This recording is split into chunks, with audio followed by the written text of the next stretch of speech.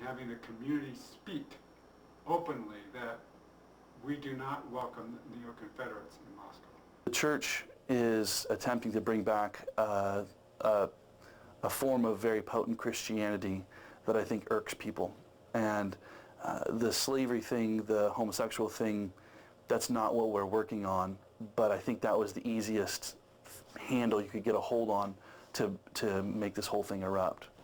The issue here, and the real story in this, is the slander and the Christianophobia that's being exhibited. People feel free to say the most outrageous things about us that are demonstrably false. They circulate unsubstantiated rumors. They attack us anonymously. They spit on our buildings. And then they say, we have a problem? We have a fear problem? We have a hatred problem? Say, give me a break. Standing up for our African American brothers and sisters who are very hurt by this slavery thing. I mean, their ancestors were slaves, and here he's saying, oh, it was a rosy time of multiracial harmony.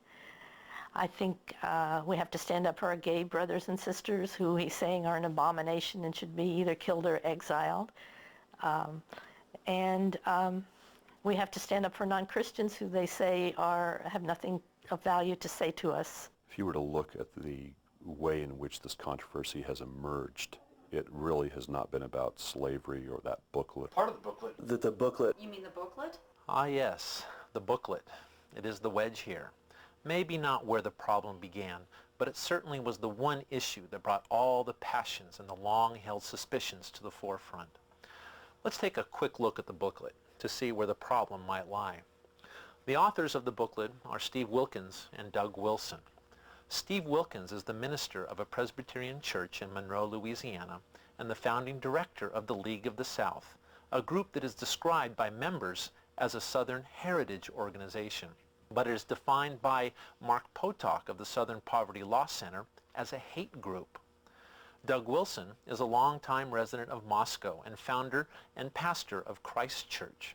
He also plays a strong role in two local religious private schools, Logos, a K-12 school, and New St. Andrews, a college.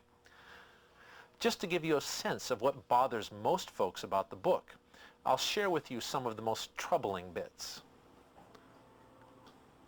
Slave life was to them a life of plenty, of simple pleasures, of food, clothes, and good medical care.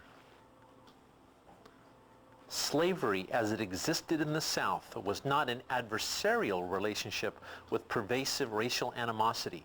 Because of its dominantly patriarchal character, it was a relationship based upon mutual affection and confidence. There has never been a multiracial society which has existed with such mutual intimacy and harmony in the history of the world. The credit for this must go to the predominance of Christianity. One could argue that the black family has never been stronger than it was under slavery. It was certainly stronger under the Southern slave system than it is today under our modern destructive welfare state.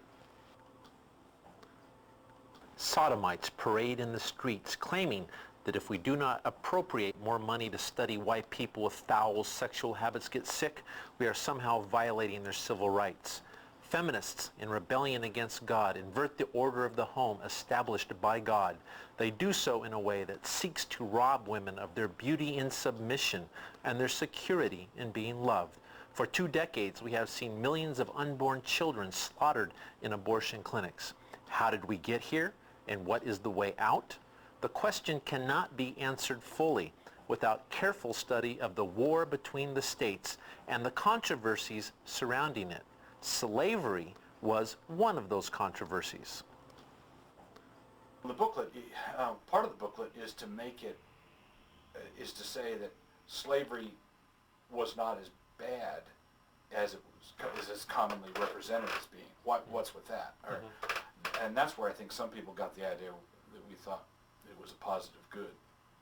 But all that was happening there was that if American slavery were the moral equivalent of something like the Holocaust, for example, where 6 million Jews lost their lives, then I think the rhetoric and actions of the abolitionists would have been perfectly justified if they're killing people by the million, right across the border.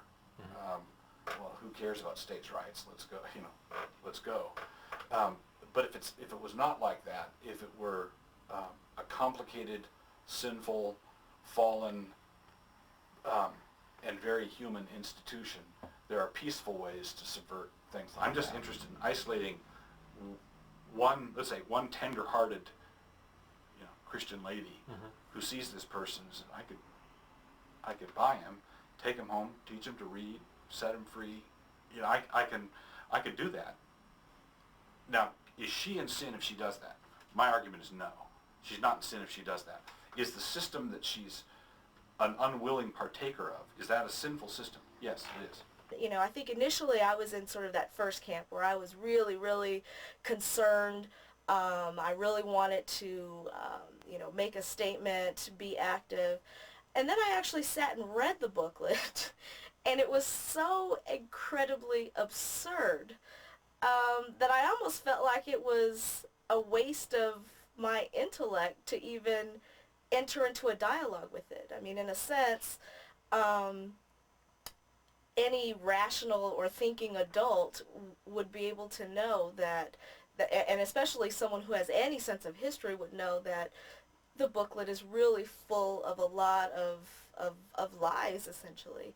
I mean, there are parts of that booklet that talk about how, slavery was harmonious, that, African slaves had great health care coverage, that the slaves made such good money that they actually would give the slave masters loans. I mean, things like that are just absolutely, completely ridiculous to almost think about or even imagine.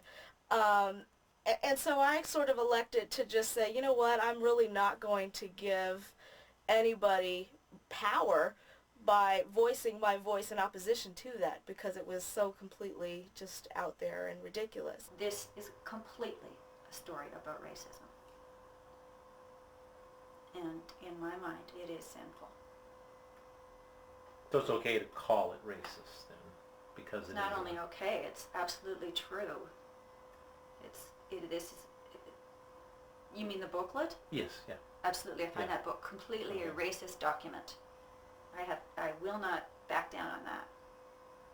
Indeed, while many aspects of the booklet are chilling, there is much more to this story than just this booklet. What erupted in Moscow was a series of events in a flurry of angry accusation and counter-accusation and counter-accusation of all